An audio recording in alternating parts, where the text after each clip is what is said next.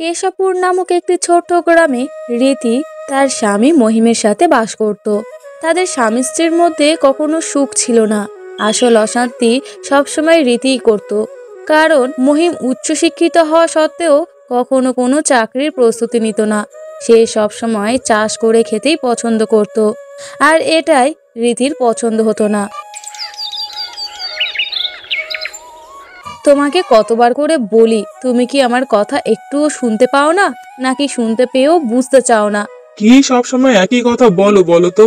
আমার আর ভালো লাগে না তোমার এইসব কথা শুনতে। আমি মোটেও রাজি নই। হ্যাঁ, তা রাজি থাকবে কেন? তোমার তো সব সময় ওই চাষ করে খেতেই পছন্দ হয়। কেন যে তোমাকে বিয়ে করেছিলাম। ও, আজ তুমি বুঝতে পারছো যে কেন তুমি আমাকে বিয়ে করেছো? কই, যখন আমাদের ভালোবাসার সম্পর্ক ছিল তখন তো তুমি না করনি, আর আজ তুমি নিজের ভুল বুঝতে পারছো? হ্যাঁ গো, তখন আমি ভালোবেসে বিয়ে করেছিলাম, আবেগে পড়েছিলাম। আর তখন এটাই ভেবেছিলাম হয়তো তুমি এখন এমনটা করে খেতে পছন্দ করছো। কিন্তু একটা সময় পরে তুমি নিজে বুঝতে পারবে শহরে থাকা, শহরে চাকরি করা কতটা সুখের। এই গ্রাম্য জীবন আমার ভালো লাগে না। তোমাকে অনেক দিন থেকে বলছি, আমাকে নিয়ে চলো, শহরে নিয়ে চলো। আমি শহরে জীবন কাটাতে চাই। তুমি বড় চাকরি করবে, আমি তোমার বউ, সব সময় সোনা গহনা পরে থাকবো। এটাই তো জীবন। এইরকম গ্রাম্য জীবন কি জীবন হতে পারে? দেখো, তুমি এত লোভ করো না।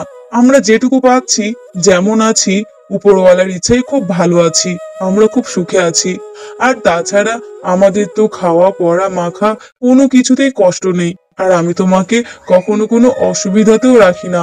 তাহলে তোমার এত আশা হয় কেন? শোনো, মেয়েদের মনের আশা তুমি কখনো বুঝতে পারবে না। যদি বুঝতেই পারতে তাহলে এরকম ভাবে কখনো থাকতে না। আমার কথা তুমি অনেক আগেই শুনতে। আমার এই একটা কথা তুমি রাখতে পারছো না? চলো না, আমরা শহরে চলে যাই। শহরে গিয়ে তুমি চাকরি করবে, আমরা সেখানে জীবনযাপন করব। এই গ্রাম আমার আর ভালো লাগে না। দেখো রীতি, আমি তোমার এই কথাটা রাখতে পারবো না। আমি এই গ্রাম ছেড়ে, আমার গ্রামের মানুষজন ছেড়ে আমি কোথাও যেতে পারবো না। ঠিক আছে, এটাই তোমার শেষ সিদ্ধান্ত? তুমি কি তাহলে চাকরি করবে না? তুমি শহরে যাবে না? আমি কখনো গ্রাম ছেড়ে শহরে যাব না। কি গো বৌমা, এখনো তুমি রান্না বসাওনি? রান্নাটা করবে কখন শুনি? কেন মা, আপনি তো আছেন, রান্নাটা আপনি বসিয়ে দিন। আমি রান্না করতে পারবো না। কেন মা, এরকম করে কথা বলছো? রান্না তো তুমিই করো। আর তাছাড়া তুমি তো জানো আমার শরীরটা অনেক খারাপ। আমি ঠিকঠাক মতো কোনো কাজ করতে পারি না। আর রান্না করতে হলে তো অনেকক্ষণ বসে থাকতে হবে। আমি এতক্ষণ বসে কাজ করতে পারি না বৌমা। মা, আপনি কাজ করতে পারেন না, তাহলে আপনার ছেলেকে বলুন বাড়িতে কোনো কাজের মহিলা রাখতে। সব সময় কেন আমি সব করে যাব? এ কি বলছো বৌমা? তুমি তো আগে কখনো এমন কথা বলতে না। এমন করে বলছো কেন? ভেবে দেখলাম যত বেশি সরল হব ততই আপনারা আমাকে পেয়ে বসবেন। আমি আর সরল হতে পারছি না। আপনার ছেলেকে বলুন বাড়িতে কোনো কাজের মহিলা রাখতে, না হলে আমি আর এই বাড়ির কোনো কাজ করব না। কি গো, তুমি নাকি আজকে মায়ের মুখে মুখে অনেক তর্ক করেছো, রান্নাটাও নাকি বসাওনি। এটা কি তোমার থেকে আমি আশা করেছিলাম? তুমি রান্না করবে না, আর তোমার জন্য আমার অসুস্থ মা বসে রান্না করবে, এটাই কি দেখার ছিল? হ্যাঁ গো, যেটা দেখার ছিল না সেটা তুমি দেখে নাও। আমার কোনো অসুবিধা নেই। যেহেতু তুমি আমার কোনো কথা শুনতে পারবে না, সেহেতু আমি তোমার বাড়ির কোনো কাজ করতে পারবো না। আমি বরং শহরের জীবনটা এই গ্রামেই কাটাবো। পারলে বাড়িতে একটা কাজের মেয়ে রাখো। আমি সব সময় শুয়ে বসে থাকবো, আর বাড়ির কাজের মেয়ে এসে বাড়ির সমস্ত কাজ করে যাবে। এটা তুমি কি বলছো রীতি? বাড়িতে কাজের মেয়ে রাখবো মানে? আমি চাষ করে খাই, কটা পয়সা ইনকাম হয় আমার, আমি বাড়িতে কাজের মেয়ে কি করে রাখবো? আর তাছাড়া বাড়ির স্ত্রীদের তো দায়িত্ব বাড়ির সমস্ত কাজগুলোকে করে রাখা। আর তুমি এতদিন পরে বাড়িতে কাজের মেয়ে রাখার কথা বলছো? হ্যাঁ, ওই জন্যই তো তোমাকে বলেছি চলো আমরা শহরে চলে যাই। ওখানে গেলে আমরা অনেক ভালো থাকবো। রীতি, তোমার কথা দিন দিন অনেক খারাপ হয়ে যাচ্ছে। আমি তোমার কথা মতো চলতে পারবো না। তোমার যা ইচ্ছা তুমি তাই করো। আর যদি বাড়িতে কোনো কাজ না করতে পারো, তাহলে তুমি বাবার বাড়িতে চলে যাও। আমার কোনো অসুবিধা নেই। আমাকে যেহেতু বাড়িতে টাকা দিয়ে কাজের মেয়ে রাখতে হবে, সেহেতু তোমার তো এই বাড়িতে থাকার কোনো প্রয়োজন নেই। আমার অসুস্থ মা বাড়ির সমস্ত কাজ করবে, আর তুমি যে বসে বসে খাবে, এটা তো কখনো হতে পারে না। কি? এত বড় কথা বললে, আমাকে বাড়ি থেকে চলে যাওয়ার কথা বলছো? আচ্ছা ঠিক আছে, আমি তোমার বাড়ি থেকে চলে যাব। এই বাড়িতে থেকে আমি কি পেয়েছি? না কোনো সুখ, না কোনো শান্তি, কিছুই পাইনি। আর এই বাড়িতে থাকার আমার আর কোনো মানে হয় না। আমি চলে যাব ওই বাড়ি থেকে, আর কখনো তোমার সাথে সংসার করব না। যদি কখনো নিজের ভুল বুঝতে পারো, আর যদি কখনো মনে হয় বড় চাকরি করা উচিত ছিল, শহরে চলে যাওয়া উচিত ছিল, তাহলে আমাকে আনতে যেও। আমি সেদিনই তোমার সাথে ফিরে আসব, তার আগে ফিরে আসবো না। হ্যাঁ যাও রীতি, যাও, আমার সমস্যা নেই। তুমি তাহলে বাবার বাড়িতে সারা জীবন থেকে যেও। আমি কখনো শহরে যাব না, আর বড় কোনো চাকরিও করব না। আমার বাবার রেখে যাওয়া শেষ স্মৃতিটুকুই আমি সারা জীবন করে খাবো।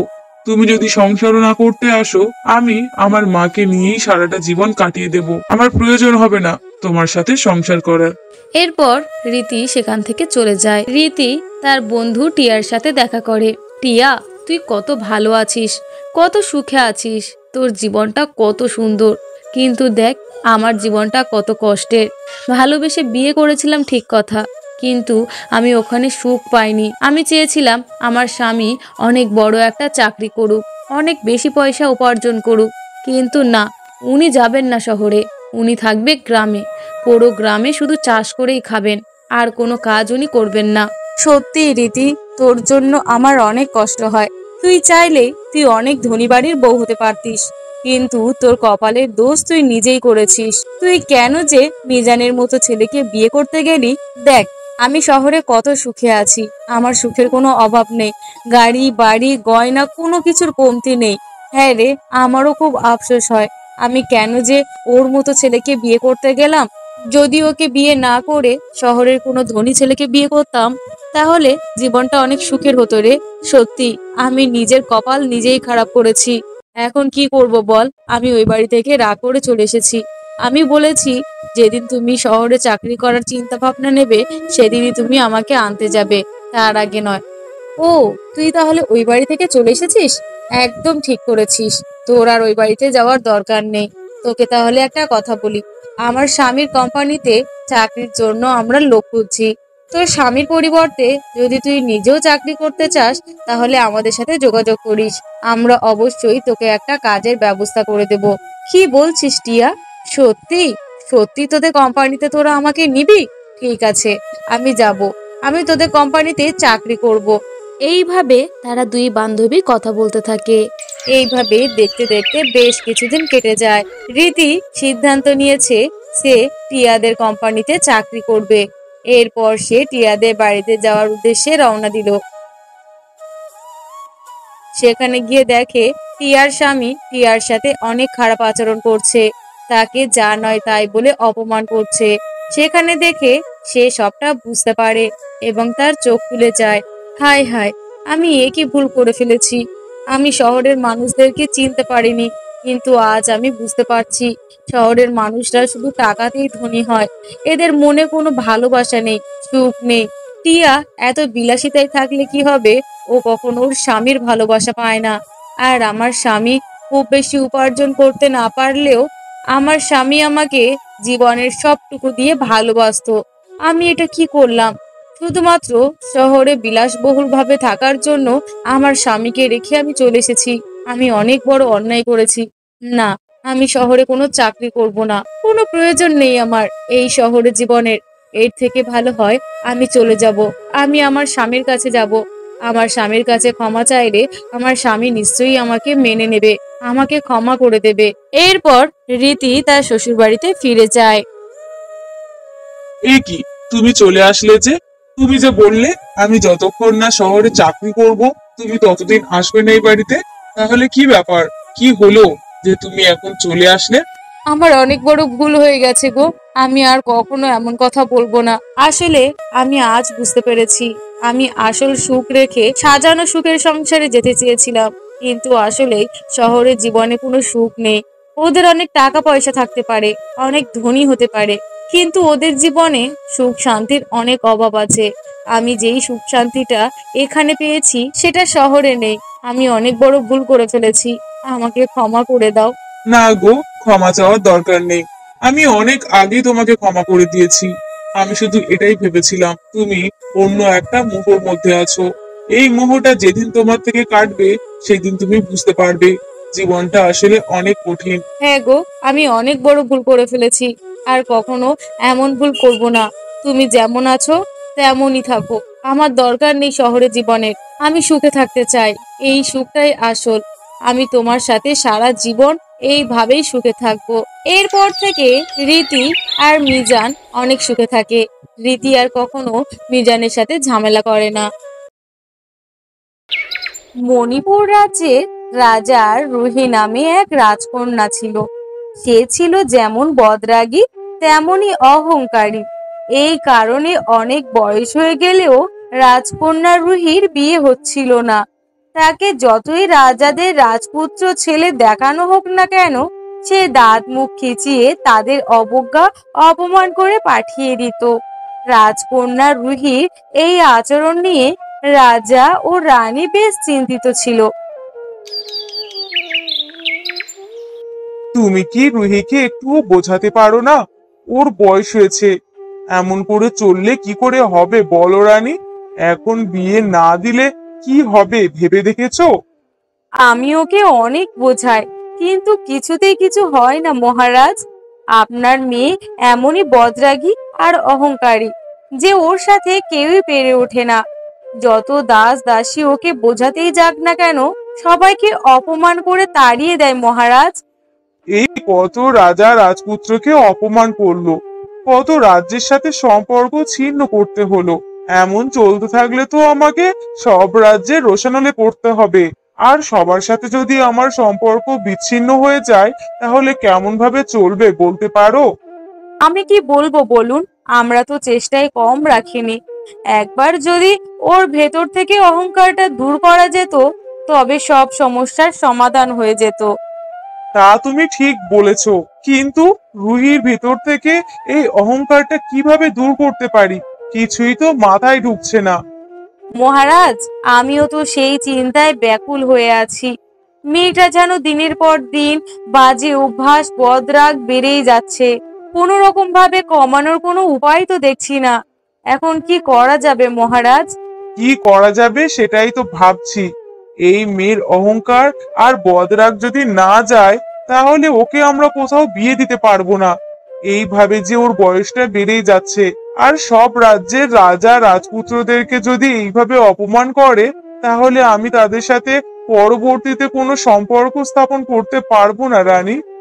তা ঠিক বলেছেন আপনি। ঠিক আছে, আপনি যেহেতু বলছেন, আমি আবার রুহিকে বোঝানোর চেষ্টা করব। দেখি কোনো উপায় পাই কি না। রানী, তুমি তোমার মেয়েকে ভালো করে বোঝাও। কিছুদিনের মধ্যেই কয়েকটা দেশের রাজপুত্র এবং রাজা আসছে তোমার মেয়েকে দেখতে। তাদের সামনে যেন কোনো অপমানজনক কাজ না করে। তা না হলে আমি কিন্তু সেই সব দেশের বা রাজ্যের রাজপুত্র রাজাদের সামনে মুখ দেখাতে পারবো না। তোমার মেয়েকে ভালো করে বুঝিয়ে দিও, এর মধ্যে যেন কোনো না কোনো একজনকে ঠিকঠাক পছন্দ করে নেয়। কিন্তু মহারাজ, ও যদি কাউকেই পছন্দ না করে তখন কি হবে? আগে তো যাও, মেয়েকে ভালো করে বোঝাও, তারপর বাকিটা দেখা যাবে।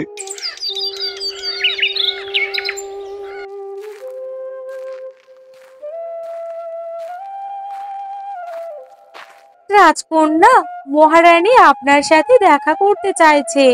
মাকে বলে দাও আমি ব্যস্ত আছি, পরে আমাদের কথা হবে।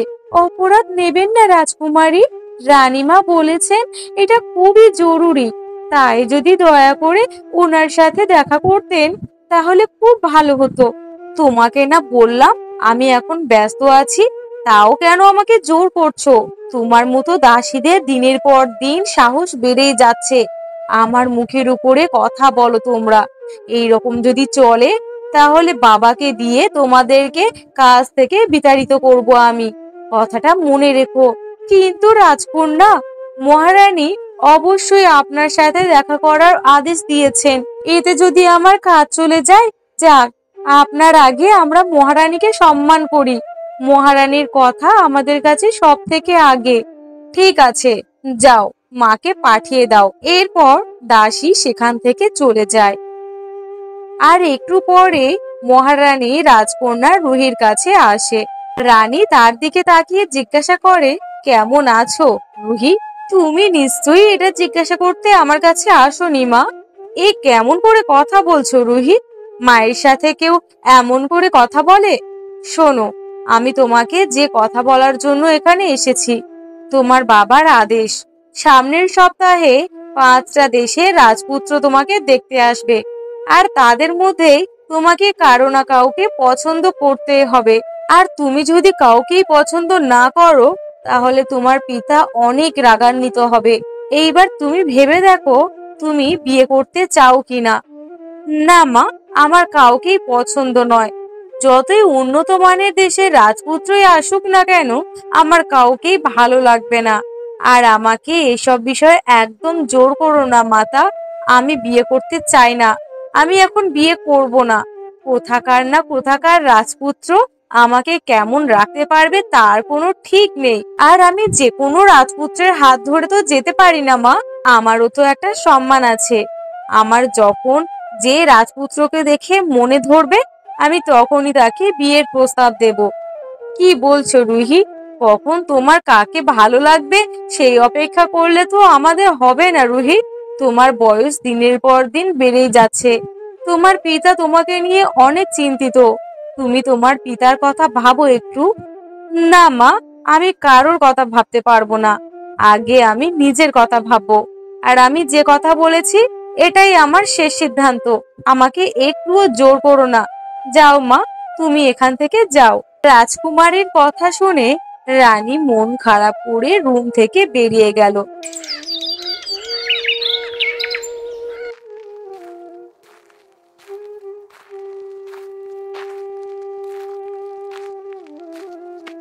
কি হলো?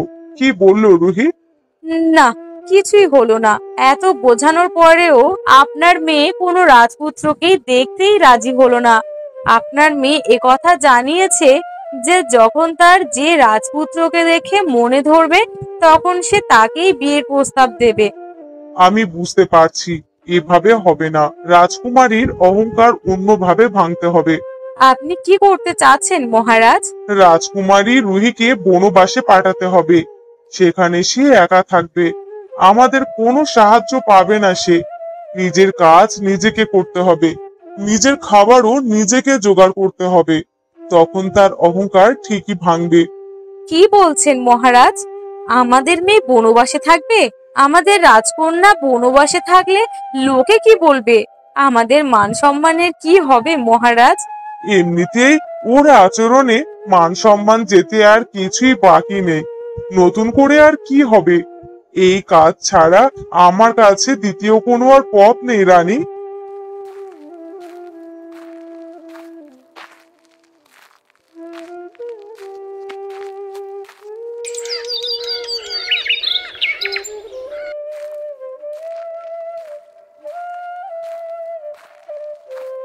মহারাজের জয় হোক। আমাকে ডেকেছেন মহারাজ? হ্যাঁ সেনাপতি, তোমাকে একটা কাজ করতে হবে। আমি রাজকুমারীকে বনবাসে পাঠাতে যাচ্ছি। তুমি লোক পাঠিয়ে আজ বনের ভিতরে একটা ছোট্ট ঘর বানিয়ে আসবে। আর বাদবাকি যত কাজ আছে তার সবই আজকেই করে আসবে, যেন কাল রাজকুমারী ওই বনে গিয়ে থাকতে পারে। ঠিক আছে মহারাজ, আমি এখনই লোক নিয়ে ওই বনে যাচ্ছি, যেমন আপনার আদেশ।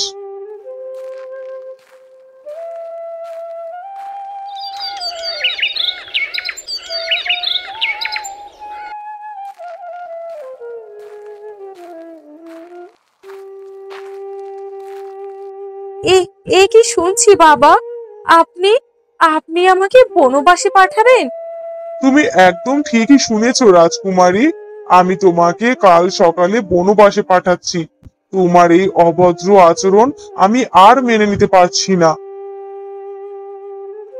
কিন্তু আমার দোষ কি? আমি কি করেছি? কেন আমাকে বনবাসে পাঠানো হচ্ছে? তুমি তোমার দোষ দেখতে পাচ্ছ না? তুমি অনেক রাজা রাজপুত্রকে অপমান করেছো। তাদের সবার সাথে আমার সম্পর্ক নষ্ট হয়েছে। তোমার এই অহংকার আর বদরাগের কারণে কেউ তোমাকে বিয়েও করতে চায় না। সব রাজপুত্র তোমার ব্যবহার দেখে ফিরে যায়। বাবা, আমি আর বদরাগ দেখাবো না বাবা। আর অহংকারী হব না। আমাকে তুমি বনবাসে পাঠিও না বাবা। আমি আমার সিদ্ধান্ত বলে দিয়েছি। ইতিমধ্যে সেনাপতি লোক নিয়ে ওই বনে চলে গেছে। তারা তোমার জন্য একটা ছোট ঘর বানিয়ে দেবে, আর কাল সকালে তোমাকে নিয়ে বনে রেখে আসা হবে। যেদিন তোমার অহংকার আর বজ্রাগ চলে যাবে, সেদিন তুমি আবার এই রাজপ্রাসাদে ফিরে আসতে পারবে। পরের দিন সকালে রাজকুমারী রুহিকে সেই বনের ভিতরের ঘরটাতে রেখে আসা হয়। সকাল থেকে দুপুর পর্যন্ত রাজকুমারী কিছুই খায়নি, শুধু কেঁদেই চলেছে। বিকালে সে কান্না বন্ধ করে ঘরের আশপাশটা দেখতে লাগলো। কেন যে এমন অহংকারী হলাম? আজ এত সুন্দর রাজপ্রাসাদ থাকতেও আমার এই বনের কুঁড়ে ঘরে এসে থাকতে হয়। হায় রে আমার ভাগ্য! আমি কেন এমনটা করেছি? আমার তো আগে বোঝা উচিত ছিল যে আমার অহংকারে বাবা অসন্তুষ্ট হয়ে আছে। আমি কেন মায়ের কথা তখন শুনিনি? মায়ের কথা যদি শুনতাম তাহলে আজ আমাকে এই দিন দেখতে হতো না। আমি কিভাবে থাকবো এখানে? আমি তো ভেবেই পাচ্ছি না, এই ঘন জঙ্গলে আমি একা কিভাবে থাকবো। হে বিধাতা, আমাকে আমার বাবার কাছে ফিরিয়ে দাও। আমি আর অহংকার বদরাগ দেখাবো না। আমাকে মাফ করে দাও বিধাতা। রাজকুমারী রুহি যখন এই সব কথা একা একা বলছিল, ঠিক তখনই আড়াল থেকে রাজকুমারীকে দেখে ফেলে দুষ্টু জাদুকর হিরিং। আর রাজকুমারীকে তার খুব পছন্দ হয়। বাহ, কি সুন্দর মেয়ে! এই মেয়েটা যদি আমার বউ হতো তাহলে কি যে ভালো হতো। কিন্তু আমাকে তো অনেক কুৎসিত দেখতে। এই মেয়েটা কি আমাকে পছন্দ করবে? কিন্তু না, এই মেয়েটাকেই আমি বিয়ে করতে চাই। ওকে আমার মনে ধরেছে, আর ওকেই আমি বিয়ে করব। ওকে তো আমাকে যেভাবে হোক পটাতেই হবে, কিন্তু কিভাবে কি করব বুঝতে পারছি না। আচ্ছা, মাথায় একটা বুদ্ধি এসেছে। জাদু করে আমি আমার রূপটাকে পাল্টে মেয়েটার কাছে যাব, তাতে সে নিশ্চয়ই আমাকে পছন্দ করবে। এরপর দুষ্টু জাদুকর হিরিং জাদু দিয়ে নিজের রূপ পাল্টে ফেললো, আর এক সুদর্শন রাজপুত্র হয়ে গেল।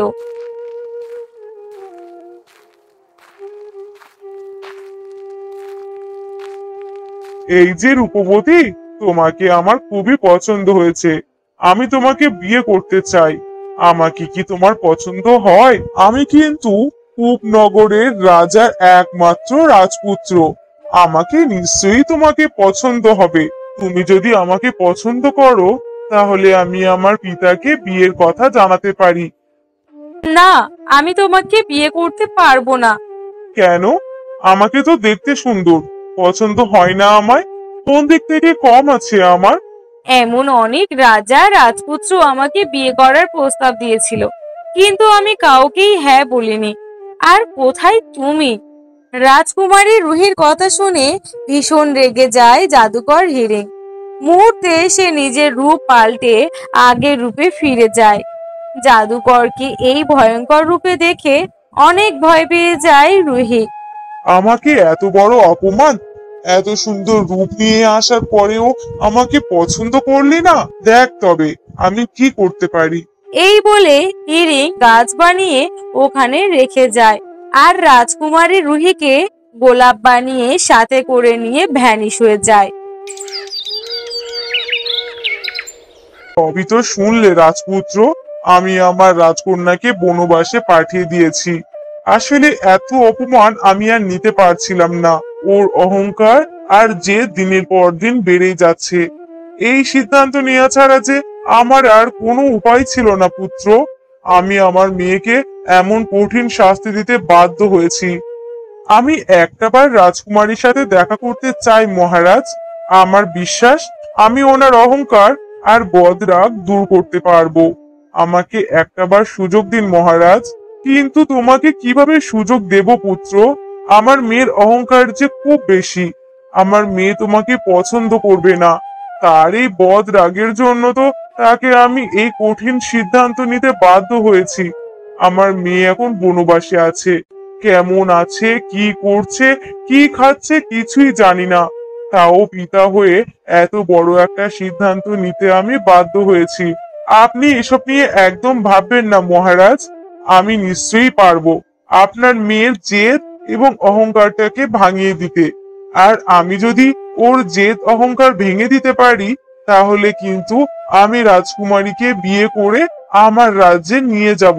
ঠিক আছে পুত্র, তুমি যদি আমার মেয়েকে সঠিক পথে আনতে পারো, তাহলে আমি কথা দিলাম আমার মেয়ের সাথে তোমার বিয়ের ব্যবস্থা করব। ঠিক এই সময়ে সেনাপতি হাঁপাতে হাঁপাতে এসে ঢোকে আর মহারাজকে বলে, মহারাজ, সর্বনাশ হয়ে গেছে। রাজকুমারীর রুহিকে কোথাও পাওয়া যাচ্ছে না জঙ্গলে। আশেপাশে লোকজনের মুখ থেকে শুনলাম হিরিং নামের একজন দুষ্ট জাদুকর আছে। সবাই বলা বলি করছে যে রাজকুমারীকে হয়তো ওই জাদুকর বন্দি করে নিয়ে গেছে। হায় হায় হায়, এ আমার কি সর্বনাশ হয়ে গেল! এখন কি হবে? আমি আমার মেয়েকে কিভাবে পাবো? সেনাপতি, যত সৈন্য লাগে নিয়ে যাও, আমি আমার মেয়েকে যেভাবেই হোক ফেরত পেতে চাই। ক্ষমা করবেন মহারাজ, আমি যতটুকু জানি ওই জাদুকরের হাত থেকে কাউকে আনা এক প্রকার অসম্ভব। ও যে কোথায় আছে তা কেউ জানে না। তাহলে উপায় কি? আমি কি আমার মেয়েকে আর ফিরে পাবো না? মহারাজ, আপনি অনুমতি দিলে আমি রাজকুমারীকে উদ্ধার করতে যাব। আমি ঠিক ওই জাদুঘরকে শেষ করে রাজকুমারীকে সুস্থভাবে আপনার হাতে তুলে দেব। মহারাজ আর না করতে পারল না। রাজপুত্র রিং তখনই বেরিয়ে পড়ে যেখানে রাজকন্যাকে রাখা হয়েছিল, আর সেখানে গিয়ে সে দেখতে পায় একটা সুন্দর গোলাপ গাছ, তাতে একটা গোলাপ ফুল ফুটে আছে। কাছে যেতেই গোলাপটা কথা বলে ওঠে। রাজকুমার, নিশ্চয়ই তুমি রাজকন্যাকে খুঁজতে এসেছো, তাই না? কিন্তু সে তো এখানে নেই, আছে অনেক দূরে। আমাকে সাহায্য করো গোলাপ, আমি ওই জাদুকরের কাছ থেকে রাজকুমারীকে কিভাবে মুক্ত করব? ওই জাদুকর হিরিং এর প্রাণ আমার ভিতরে লুকিয়ে আছে, আর ও আছে 7 পাহাড়ের ওপাশে। আমাকে নিয়ে চলো, আমি তোমাকে পথ দেখিয়ে নিয়ে যাব। রাজকুমার গোলাপ গাছটা তুলে নিয়ে চলতে শুরু করলো। পাহাড় জঙ্গল পেরিয়ে, নদী নালা পেরিয়ে, পাথর বিছানো রাস্তায় সে হেঁটে চলেছে। চলতে চলতে পুরো বেলা নেমে গেছে। নেমে আসে সন্ধ্যা, কিন্তু পথ আর ফুরায় না। এরপর সে এসে পড়ল জাদুকর হিরিংয়ের আস্তানায়। তখন রাজকুমারের হাতে থাকা গোলাপ বলে, আমার লক্ষ্যে পৌঁছে গেছি কুমার। আমার যে খুব ভয় করছে গোলাপ, ওই গুহটা খুবই অন্ধকার। ওই যে গোলাপ ফুল গাছটা দেখছো, এবার ওই ফুল গাছটা তুলে নাও আর সেখানে আমাকে গাছ সহ রেখে দাও। রাজকুমার গোলাপের কথা মতো কাজ করলো।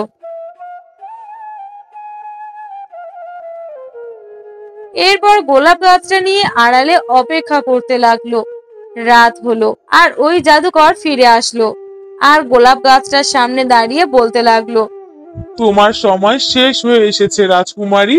তোমার প্রাণের বিনিময়ে আমি জাদুকরি শক্তি কয়েক গুণে বাড়িয়ে ফেলবো। মৃত্যুর জন্য প্রস্তুত হও।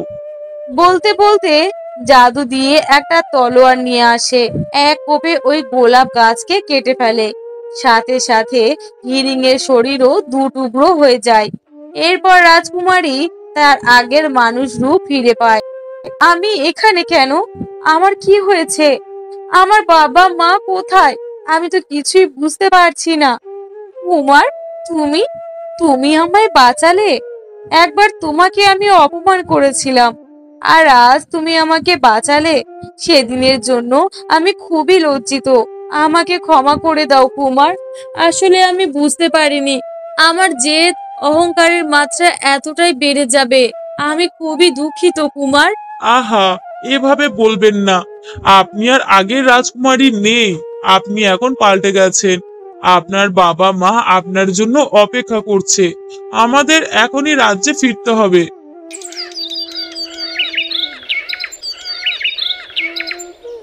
রাজ্যে ফেরার পর সবাই রাজকুমারীকে অন্য এক রূপে দেখতে পেল। এরপর রাজা রানীর মতে রাজপুত্র রিং এবং রাজকুমারী রুহির বিয়ে সম্পন্ন হলো।